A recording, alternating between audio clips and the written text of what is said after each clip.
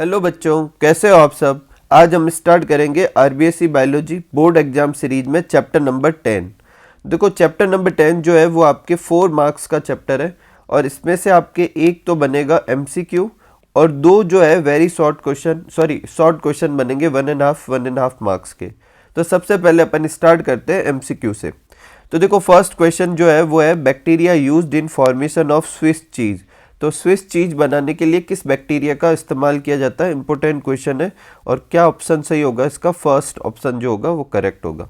Second है the vitamin whose content increase following the conversion of milk into curd by lactic acid bacteria. ये भी बहुत अच्छा question है, ये आपके एनसीईआरटी एग्जाम्पलर में भी दे रखा है, एक बार नीट में भी आ रखा है। क्या होगा इसका, विटामिन B12। नेक्स्ट है name of the microorganism which convert milk to curd. Milk से कर्ड बनाने के लिए किस माइक्रो ऑर्गेनिज्म का इस्तेमाल करते हैं, तो लैक्टोबैसिलस या एलएबी, दोनों में से जो ऑप्शन में हो वो टिक कर सकते हैं। विच of the following is commercial blood lowering agent. तो ब्लड कोलेस्ट्रॉल लोअरिंग एजेंट कौन सा होता है, स्टेटिन। नेक्स्ट है good producer of citric acid. Citric acid किससे बनाया जाता है, तो एस्परजिलस से बनाया जाता है। नेक्स्ट है which one of the following is correctly matched for the product produced by them. देखो मिथेनोबैक्टीरियम लैक्टिक एसिड नहीं बनाता, पेनिसिलियम नोटेटम से पेनिसिलिन बनती है, एसिटिक एसिड नहीं बनती, सैक्रोमाइसिस सर्विसाई से इथेनॉल बनता है। ठीक है, तो ये ऑप्शन सही होगा। नेक्स्ट है monascus purpureus is a yeast use for commercial production of which. तो ये मोनास्कस परप्यूरिस जो है वो स्टेटिन बनाती है, जो कि क्या है, ब्लड कोलेस्ट्रॉल लोअरिंग एजेंट है। ठीक है। A patient brought to a hospital with myocardial infection. Myocardial infection से मतलब उसको अफेक्टेड है और अब उसे किससे ट्रीट करेंगे। तो देखो मायोकार्डियल इन्फेक्शन के केस में क्या होता है कि जो क्लॉट बन जाते हैं तो उन क्लॉट को, ब्लड क्लॉट को हटाने के लिए किसका इस्तेमाल करते हैं, स्ट्रेप्टोकाइनेज का इस्तेमाल करते हैं। नेक्स्ट है which of the following is put into anaerobic sludge digester for further sewage treatment. तो एक्टिवेटेड स्लज जो बनता है उसे स्लज डाइजेस्टर में डालते हैं। नेक्स्ट है सेकेंडरी ट्रीटमेंट कैसा है। तो देखो प्राइमरी ट्रीटमेंट जो होता है सीवेज ट्रीटमेंट का वो एक फिजिकल प्रोसेस है, जबकि सेकेंडरी ट्रीटमेंट कैसा होता है, एक बायोलॉजिकल प्रोसेस होता है। तो आप क्या टिक करेंगे, सेकेंडरी ट्रीटमेंट जो है बायोलॉजिकल प्रोसेस है, इसे टिक करेंगे। एक देखो अगर कभी क्वेश्चन आए कि सारे बैक्टीरिया हटा दे अगर वेस्ट वाटर ट्रीटमेंट के समय, तो कौन सा अफेक्ट होगा, तो बायोलॉजिकल प्रोसेस जो होगा वो अफेक्ट होगा, मतलब सेकेंडरी ट्रीटमेंट अफेक्ट होगा। द मेन कंपोनेंट ऑफ गोबर गैस। गोबर गैस का मेन कंपोनेंट क्या होता है, तो गोबर गैस होती है बायोगैस और इसका मेन कंपोनेंट क्या होगा, methane. A bio control agent to be a part of integrated pest management. IPM कहते हैं इंटीग्रेटेड पेस्ट मैनेजमेंट को शॉर्ट में। और उसके लिए जो भी अपने बायो कंट्रोल एजेंट होना चाहिए वो स्पीसीज स्पेसिफिक होना चाहिए, मतलब सभी को वो नहीं मारे, सिर्फ पर्टिकुलर कुछ को ही वो क्या करे, हार्म करे। और inactive on non target organism, तो डी ऑप्शन सही होगा। विच of the following help in absorption of phosphorus from soil. देखो फॉस्फोरस सॉइल से एब्जॉर्ब करने में हेल्प करता है माइकोराइजा, और माइकोराइजा में जो फंगस होती है वो किसकी होती है, ग्लोमस। तो ए ऑप्शन सही होगा। Waste water treatment generate a large quantity of sludge which can be treated by, तो anaerobic sludge digester. BOD of waste water, देखो यहाँ पर दो ऑप्शन ठीक ठाक है, पहला ऑप्शन भी ठीक ही है, टोटल ऑर्गेनिक मैटर, और लास्ट ऑप्शन ऑक्सीजन कंजप्शन। लेकिन बुक में लिखा हुआ है कि टोटल ऑर्गेनिक मैटर जो है वो एक इनडायरेक्टली इफेक्ट है, तो मेजरमेंट है, तो अपन डायरेक्ट मेजरमेंट को क्लिक करेंगे और क्या सही करेंगे, ऑक्सीजन कंजप्शन। अगर ऑप्शन में ऑक्सीजन कंजप्शन नहीं होता तो फिर अपन टोटल ऑर्गेनिक मैटर टिक करते हैं। नेक्स्ट है which one of the following is alcoholic drink is produce without distillation. तो देखो विस्की, रम और ब्रांडी ये सब डिस्टिलेशन से बनते हैं, वाइन इसका सही आंसर होगा। Mycorrhiza does not help in host plant enhancing the phosphorus Uptake, ये सही है। इंक्रीज टॉलरेंस टू ड्रॉट, ये भी सही है। इनहेंस रूट पैथोजन, ये भी सही है। क्या नहीं करता, increase its resistance to insect, तो ए ऑप्शन, डी ऑप्शन सही होगा।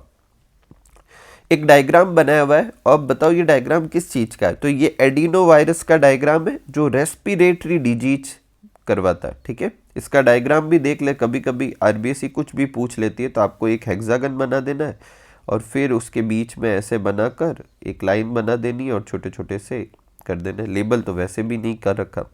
आपको ऐसे भी पूछ सकता है एडिनो वायरस कौन सी डिजीज फैलाता है, तो respiratory disease. The residue left after methane production, जब बायोगैस प्लांट में जब अपन मीथेन बना लेते हैं, जो पीछे बचेगा उसका क्या करेंगे, तो उसे अपन मैन्योर की तरह इस्तेमाल कर सकते हैं। नेक्स्ट है बिग होल इन स्विस चीज, वो किससे बनते हैं, तो बैक्टीरिया जो होता है वो क्या बनाता है, CO2 बनाता है, और CO2 निकलते समय वह होल बन जाते हैं। The free living fungus trichoderma, उसका इस्तेमाल कहाँ कर सकते हैं, तो बायो कंट्रोल एजेंट के फॉर्म में कर सकते हैं प्लांट डिजीज के लिए।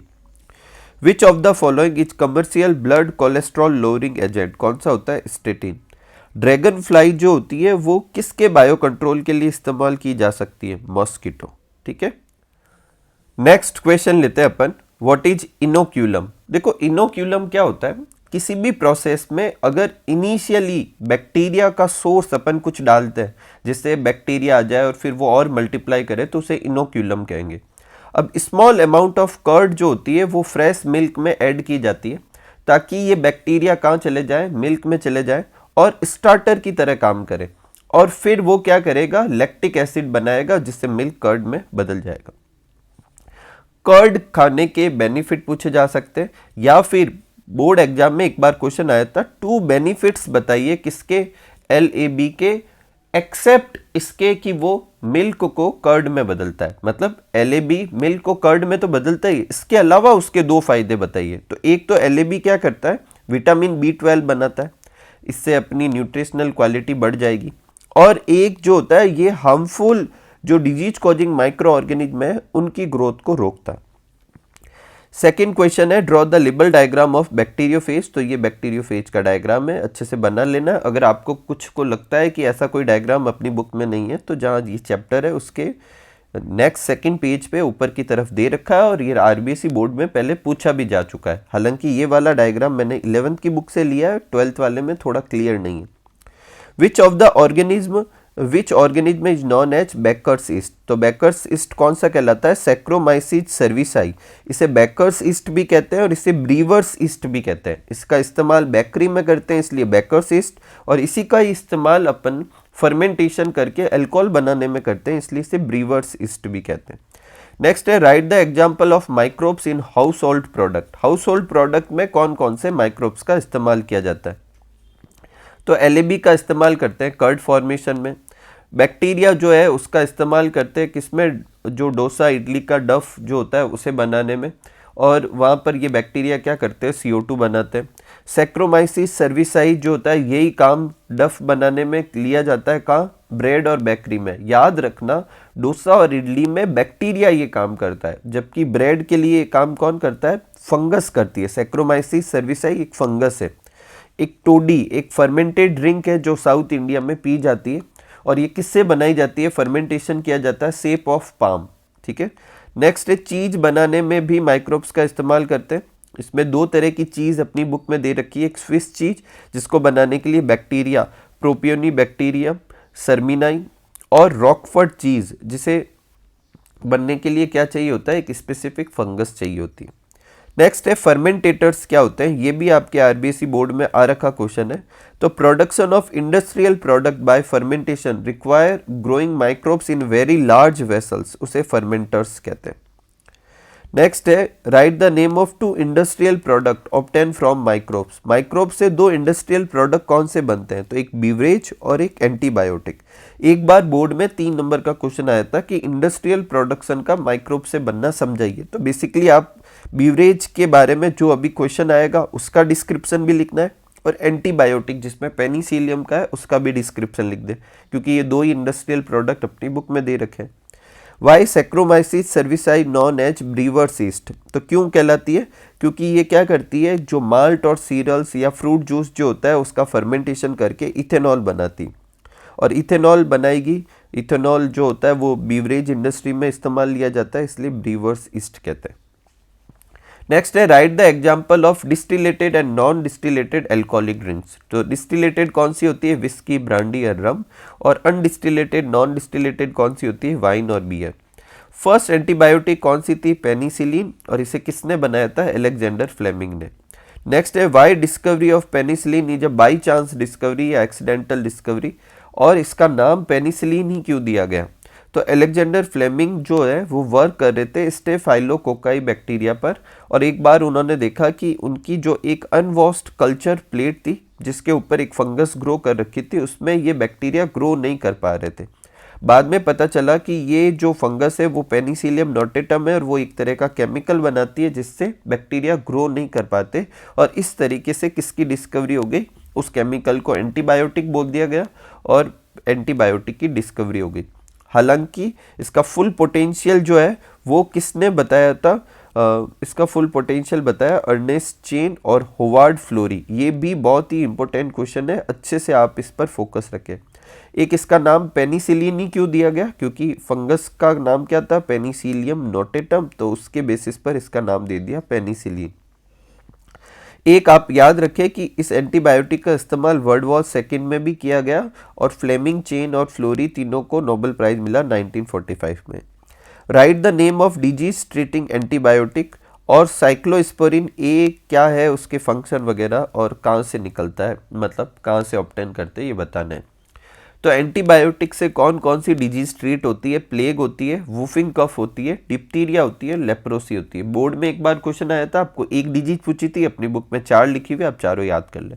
साइक्लोस्पोरिन एक बायोएक्टिव मॉलिक्यूल है जिसका इस्तेमाल किस लिए किया जाता है, इम्यूनोसप्रेसिव एजेंट के तौर पे किया जाता है ऑर्गन ट्रांसप्लांट के समय, और ये जो होता है एक फंगस से ऑब्टेन करते हैं ट्राइकोडर्मा पॉलीस्पोरम। माइक्रोब्स का इस्तेमाल ऑर्गेनिक एसिड के प्रोडक्शन में करते हैं, इसके 4 एग्जाम्पल बताइए। तो सिट्रिक एसिड ऑब्टेन करते हैं एस्परजिलस नाइगर से जो कि फंगाई है। एसिटिक एसिड का इस्तेमाल मतलब प्रोडक्शन करते हैं एसिटोबैक्टर एसिटाई जो कि एक बैक्टीरिया है। ब्यूटारिक एसिड बनाने के लिए क्लोस्ट्रीडियम ब्यूटाइलिकम बैक्टीरिया है, और लैक्टिक एसिड लैक्टोबैसिलस से। नेक्स्ट है write the name of enzyme. एक और चीज, अगर आपको यही क्वेश्चन ऐसे पूछे कि बायोएक्टिव मॉलिक्यूल के लिए दो, तो एक तो आप साइक्लोस्पोरिन ए का लिख सकते हैं, एक स्टेटिन का लिख सकते हैं, और एक अपने स्ट्रेप्टोकाइनेस। तो 3 इन चीज़ों का, सॉरी स्ट्रेप्टोकाइनेस तो एंजाइम हो जाएगा, साइक्लोस्पोरिन ए और स्टेटिन 2 का लिख सकते हैं, ठीक है। Write the name of enzyme use to remove oil stain from the laundry industry. तो कौन सा होता है, लाइपेज। किस एंजाइम का इस्तेमाल बोटल फ्रूट जूस में किया जाता है, पेक्टिनेज और प्रोटियोजेज। ये जितने भी थ्रेड फाइबर जो होते हैं उन सबको डाइजेस्ट कर देता है, जिससे फ्रूट जूस एकदम क्लियर दिखता है। What is the streptokinase. Streptokinase क्या है, एक तरह का एंजाइम है, और ये क्लॉट बस्टर की तरह काम करता है, क्लॉट को रिमूव करा सकता है, इसीलिए जो मायोकार्डियल इन्फेक्शन वाले पेशेंट जो होते हैं उसमें इस्तेमाल किया जाता है। अब देखो इसका एक क्वेश्चन क्या आ सकता है, write the example of enzyme obtain from microbes along with usages. तो कौन कौन से एंजाइम है, लाइपेज के बारे में, पेक्टिनेज के बारे में और स्ट्रेप्टोकाइनेज के बारे में।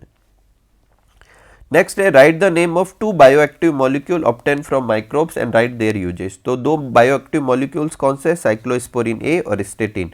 साइक्लोस्पोरिन ए एक इम्यूनोसप्रेसिव एजेंट है जिसे ट्राइकोडर्मा पॉलीस्पोरम से ऑब्टेन करते हैं, और स्टेटिन एक ब्लड कोलेस्ट्रॉल लोअरिंग एजेंट है जिसे मोनास्कस परप्यूरिस फंगस से ऑब्टेन करते हैं।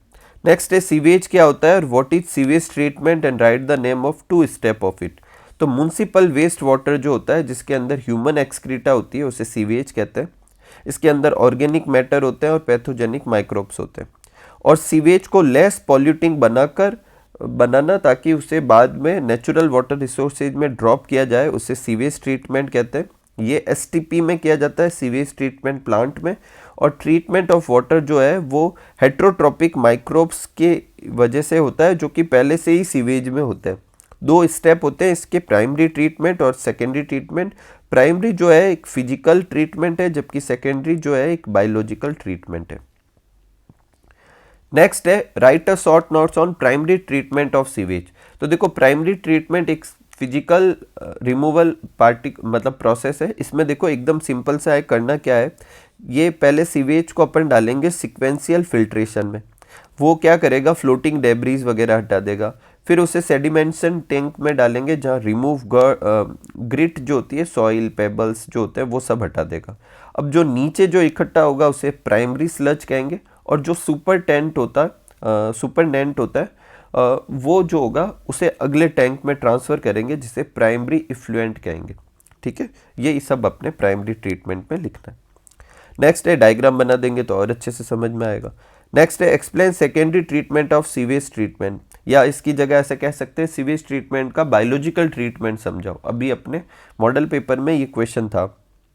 तो ये जो होता है 3 टैंक में होता है। सबसे पहले होता है एरेसन टैंक, इसमें प्राइमरी इफ्लुएंट, जो प्राइमरी ट्रीटमेंट के बाद प्राइमरी इफ्लुएंट मिला था उसे इस टैंक में पास करते हैं और यहाँ एयर पंप की जाती है ताकि यूजफुल एरोबिक बैक्टीरिया ग्रो करे और फ्लोक्स बनाए। फ्लोक्स क्या होता है? बैक्टीरिया और फंगाई का एक पूरा मास होता है जो एक दूसरे में उलझा हुआ रहता है, और ये क्या करता है? मेजर ऑर्गेनिक मैटर जो होता है उसको कंज्यूम कर लेता है। जैसे जैसे ऑर्गेनिक मैटर कम होते जाएंगे बीओडी क्या होती जाएगी? कम होती जाएगी, और जब एक सफिशेंट बीओडी रिड्यूस हो जाए तो उसे सेटलिंग टैंक में ट्रांसफर कर देंगे। यहाँ फ्लॉक्स को क्या करते हैं? सेटल होने का टाइम देते हैं, और जो ये सेडिमेंट है वो उसे अपन एक्टिवेटेड स्लज कहते हैं। इसका कुछ अमाउंट वापस अपन किस में डाल देंगे? एरेसन टैंक में, और बाकी सबको एनएरोबिक स्लज डाइजेस्टर में। फिर एनएरोबिक स्लज डाइजेस्टर में दूसरे तरह के बैक्टीरिया होते हैं जो इन बैक्टीरिया और फंगाई को क्या करते हैं? डाइजेस्ट कर देते हैं, और क्या बनाते हैं? मीथेन, हाइड्रोजन सल्फाइड और कार्बन डाइऑक्साइड। अगर आपको पूछे ये कौन से बैक्टीरिया होते हैं तो ये मीथेनोजन्स होते हैं। क्या होते हैं? मीथेनोजन्स, जो मीथेन बनाते हैं। और ये जो होते हैं बायोगैस बन जाएगी इन सब से, और जो इफ्लुएंट होगा उसे अब पानी में आप रिलीज कर सकते हैं। नेक्स्ट है write the name of 2 plant initiate by ministry of environment and forest to save major river of our country. कौन कौन से थे? गंगा एक्शन प्लान और Yamuna action plan. What is methanogen bacteria and writes example? तो bacteria which grow anaerobically on cellulose material and produce large amount of methane, हालांकि उसके साथ CO2 और H2 भी बनती है, उसे अपन क्या कहते हैं? मीथेनोजन्स कहते हैं। इसका एग्जाम्पल मीथेनोबैक्टीरियम होगा। ये कहाँ कहाँ होते हैं? एक तो एनएरोबिक स्लज जो होता है सीवेज ट्रीटमेंट का, वहाँ तो होता ही है, और कुछ कैटल्स के रूमन में भी होता है। यहीं से अपना अगला क्वेश्चन होता है कि ये बैक्टीरिया जो होता है कैटल के रूमन में क्यों है? तो मीथेनोजन बैक्टीरिया होते हैं कैटल के रूमन्स में, और वहाँ ये सेलुलोज को क्या करते हैं? ब्रेक डाउन करते हैं, जिससे न्यूट्रिशन मिलता है किसको? कैटल्स को। तो इंपॉर्टेंट रोल प्ले करते हैं कैटल के न्यूट्रिशन में। नेक्स्ट है बायोगैस क्या होती है? तो बायोगैस एक मिक्सचर है, मेनली क्या होती है? मीथेन, इसके अलावा CO2, H2 ये सब भी हो सकते हैं। Produce by microbial activity and which may be used as fuel. Biogas also contain CO2 और H2। Biogas is produced from the organic waste such as गोबर by activity of methanogen bacteria. Next है biogas plant का diagram बनाना। ये diagram है और इसका थोड़ा बहुत डिस्क्रिप्शन भी आप याद कर ले, क्या पता थोड़ा बहुत लिखने को बोल सकते हैं। ठीक है, एक बायोगैस का इस्तेमाल कहाँ कहाँ कर सकते हैं? कुकिंग के लिए, लाइटनिंग के लिए, इन सब के लिए कर सकते हैं। नेक्स्ट है write any 2 place where methanogen found. तो अभी अपन ने पढ़ा था मिथेनोजन कहाँ कहाँ होते हैं? Anaerobic sludge of sewage treatment में होते हैं और रूमन ऑफ कैटल्स में होते हैं। एक है who develop the technology of biogas production in India. तो किसने डेवलप की? Indian agriculture research institute IARI और khadi and village industrial commission KVIC। KVIC IARI की फुल फॉर्म भी आप याद रखें, क्या पता फुल फॉर्म के हिसाब से आपको पूछ ले। नेक्स्ट है write the name of genus of, ये बहुत ही अच्छा क्वेश्चन है मेरे हिसाब से, इंपॉर्टेंट लगा ले। Write the name of genus of baculovirus and why they are considered as good bio control agent. देखो गुड बायो कंट्रोल एजेंट वो एजेंट होता है जो कि सिर्फ टारगेटेड ऑर्गेनिज्म को किल करे, सबको ना करे। तो बैक्यूलोवायरस जो होता है, पहले तो ये इस जीनस से क्या करता है? बिलोंग करता है न्यूक्लियो पॉलीहेड्रोवायरस जीनस से, और ये वायरस जो होते हैं एक्सीलेंट कैंडिडेट होते हैं species specific narrow spectrum insecticidal. मतलब ये सिर्फ कुछ स्पेसीज को ही क्या करते हैं? मारते हैं, जो बाकी के जो होंगे उनको ये किल नहीं करेंगे। ये किन को किल करने के लिए जनरली कुछ पैथोजेनिक इंसेक्ट और कुछ आर्थ्रोपोड्स के लिए काम करते हैं। No negative impact on plant, mammals, birds और इवन नॉन टारगेट इंसेक्ट पर भी इसका कोई इफेक्ट नहीं होता। It is useful in those case when we want to conserve beneficial insect, जैसे कि IPM में करना चाहते हैं या इकोलॉजिकल सेंसिटिव एरिया में करना चाहते हैं। नेक्स्ट है write the example of biological control of paste and disease. तो एक तो अपन क्या कर सकते हैं? बेसिलस थुरेंजिस जो होता है उसके स्पोर का इस्तेमाल कर सकते हैं, ड्राई स्पोर, फिर उसे पानी में मिलाकर छिड़का सकते हैं। किसके लिए करते हैं ये ज़्यादा इंपॉर्टेंट है, अच्छे से याद रखना। तो ये जो बेसिलस थुरेंजिस के स्पोर है इसका इस्तेमाल करते हैं बटरफ्लाई और कैटरपिलर के कंट्रोल के लिए। ट्राइकोडर्मा फंगस का इस्तेमाल करते हैं प्लांट पैथोजन के लिए, और बैक्यूलो वायरस का इस्तेमाल करते हैं इंसेक्ट के लिए, और लेडी बर्ड और ड्रैगन फ्लाई का लेडी बर्ड का इस्तेमाल करते हैं एफिड्स के लिए, और ड्रैगन फ्लाई का इस्तेमाल करते हैं मॉस्किटो के लिए। इसमें से अच्छे एजेंट अगर आपको पूछे जाए, वैसे ये सारे अच्छे एजेंट ही है, लेकिन फिर भी एक तो बैक्यूलो वायरस और एक बीटी, ठीक है, ये सिर्फ टारगेटेड पेस्ट को क्या करेंगे, मतलब टारगेटेड ऑर्गेनिज्म को किल करेंगे, सबको नहीं। What is bio fertilizer and write the example and write the advantage of it. तो bio fertilizer are organism that enrich the nutritional quality of soil without polluting the nature. और यही इसका advantage है कि ये दूसरे जो होते हैं सॉइल की फर्टिलिटी को ख़राब नहीं करते, उसकी यूजफुल माइक्रोब्स को ख़राब नहीं करते, तो ये सिर्फ न्यूट्रिशन की क्वालिटी को बढ़ाते हैं नेचुरल वे में। और इसकी तरह किसका इस्तेमाल किया जा सकता है, बैक्टीरिया, फंगाई और साइनोबैक्टीरिया का। अब कुछ एग्जांपल है, जैसे राइजोबियम बैक्टीरिया, ये एक सिम्बायोटिक एसोसिएशन के फॉर्म में लेग्यूम प्लांट के साथ होता है, नाइट्रोजन फिक्सेशन करता है और सॉइल की जो होती है न्यूट्रिशनल क्वालिटी को बढ़ाता है। फ्री लिविंग बैक्टीरिया भी होते हैं कुछ, एजोस्पाइरिलम, एजोटोबैक्टर, ये भी नाइट्रोजन फिक्सेशन करके सॉइल की मतलब नाइट्रोजन कंटेंट को बढ़ाते हैं। माइकोराइजा एक सिम्बायोटिक एसोसिएशन है फंगस और प्लांट का। इसमें फंगाई कौन से जीनस की होती है, मैंने पहले भी आगे क्वेश्चन लिखवा रखा है, ग्लोमस, ठीक है। फंगाई जो होती है फॉस्फोरस को एब्जॉर्ब करके प्लांट को सप्लाई करती है, रूट बॉर्न पैथोजन से छुटकारा दिलाती है, टॉलरेंस बढ़ाती है, किससे, सैलिनिटी और ड्रॉट से। पूछे जा सकते हैं कि 3 बेनिफिट बताइए माइकोराइजा के, तो 3 बेनिफिट हो गए, फॉस्फोरस वाला 1, रूट बॉर्न पैथोजन से बचाना 2, और टॉलरेंस लेवल बढ़ाती है सैलिनिटी और ड्रॉट के टूवर्ड्स में। साइनोबैक्टीरिया कौन कौन से होते हैं, एनेबिना, नॉस्टॉक, ओसिलोटोरिया, ये भी नाइट्रोजन फिक्सेशन कर सकते हैं और जनरली इन्हें पेडी प्लांट में बायो फर्टिलाइजर की तरह इस्तेमाल किया जाता है। नेक्स्ट है बीओडी क्या होती है और ये क्या इन्फॉर्मेशन देती है। तो बायोकेमिकल ऑक्सीजन डिमांड जो होती है बीओडी होती है। इसकी डेफिनेशन लिखेंगे, it is the amount of oxygen that would be consumed. इसीलिए अपन ने वो एक ऑब्जेक्टिव क्वेश्चन में अमाउंट ऑफ O2 कंज्यूम वाले पे टिक किया था। If all the organic matter in 1 litre of water were oxidised by bacteria. Indirectly ये किसका मेजर होती है, ऑर्गेनिक मैटर का। इसका मतलब ज़्यादा बीओडी, ज़्यादा ऑर्गेनिक मैटर बोले तो ज़्यादा पॉल्यूशन, कम बीओडी मतलब कम pollution. Explain with the example the use of microbes in the production of fermented beverage. ये आपके बोर्ड में आ रखा क्वेश्चन है, इसलिए मैंने वापस पूरा लिखा है, वैसे अपन ये छोटा छोटा करके आज के वीडियो में कर चुके हैं। तो microbes are used in production of beverage such as wine, beer, whisky, brandy और रम। अब सैक्रोमाइसिस सर्विसाई, जिसे ब्रीवर्स ईस्ट कहते हैं, इसका इस्तेमाल किया जाता है फर्मेंटेशन के लिए। मेटाबॉलिक रिएक्शन जो होती है, पहले तो आप लिखें कि ये जो मेटाबॉलिक रिएक्शन है ये एक तरह का कौन सा प्रोसेस है, फर्मेंटेशन प्रोसेस है। फर्मेंटेशन में क्या करते हैं, ग्लूकोज को एनएरोबिकली अपन क्या करते हैं, एक तरह का रेस्पिरेशन है, जिससे क्या होता है ग्लूकोज किस में कन्वर्ट हो जाता है, इथेनॉल में। 2 तरह की बीवरेज होती है, डिस्टिलेटेड, नॉन डिस्टिलेटेड। डिस्टिलेटेड जो होती है विस्की, ब्रांडी, रम, और नॉन डिस्टिलेटेड कौन सी होती है, वाइन और beer. What is antibiotic, right 1 example and its source, और एडवांटेज बताने बायो फर्टिलाइजर के। तो एंटीबायोटिक क्या होती है, anti means against, bio means life. तो एंटीबायोटिक ऐसे केमिकल्स होते हैं जो माइक्रोब्स से बनाते हैं और दूसरे माइक्रोब्स को किल कर देते हैं। हालांकि ह्यूमन के लिए ये एंटीबायोटिक नहीं है, प्रो लाइफ है, क्योंकि अपने लिए बेनिफिशियल होते हैं। पेनिसिलियम फर्स्ट एंटीबायोटिक है, जिसे पेनिसिलियम नोटेटम से बनाया गया। अलेक्जेंडर फ्लेमिंग ने इसे डिस्कवर किया था। इसका फुल पोटेंशियल अर्नेस्ट चेन और होवार्ड फ्लोरी ने पता किया। इसका इस्तेमाल अमेरिकन सोल्जर ने वर्ल्ड वॉर 2 में भी किया था। बायो फर्टिलाइजर के एडवांटेज क्या है, ये सॉइल की फर्टिलिटी को इनरिच करते हैं और केमिकल फर्टिलाइजर पर डिपेंडेंसी घटाते हैं। और केमिकल फर्टिलाइजर का डिसएडवांटेज क्या था, वो पॉल्यूशन करते हैं और यूजफुल बैक्टीरिया को नुकसान पहुंचाते हैं, जो कि बायो फर्टिलाइजर नहीं करते। अब देखो कुछ क्वेश्चन है, वैसे आज के वीडियो में सब कवर हो गए, लेकिन अलग तरीके से पूछे जा सकते हैं, तो मैंने नीचे क्वेश्चन लिख दिए हैं। देखो, एक तो ऐसे ही एक लिस्ट बना के दे दे कोई भी माइक्रोब्स की, बहुत सारे, फिर आपको कह दे कि ह्यूमन के लिए क्या क्या यूजफुल है, तो आपको एक एक करके बताना है कि इसका क्या इस्तेमाल है, इसका क्या इस्तेमाल है, ठीक है। एक क्वेश्चन है कि explain with the help of 2 example the role of microbes in production of industry. तो इसमें आप किस किस का डिस्क्रिप्शन लिखेंगे, एक तो आप लिखेंगे किसका, बीवरेज का, मतलब अल्कोहल वगैरह का, और एक अपन लिखेंगे एंटीबायोटिक का, ठीक है। उसका डिस्क्रिप्शन पूरा लिख देंगे। ये एंटीबायोटिक वाला तो ऊपर रहा, ये डिस्क्रिप्शन लिख देंगे। बीवरेज का मैंने पहले लिखा रखा है, वो डिस्क्रिप्शन लिख देंगे।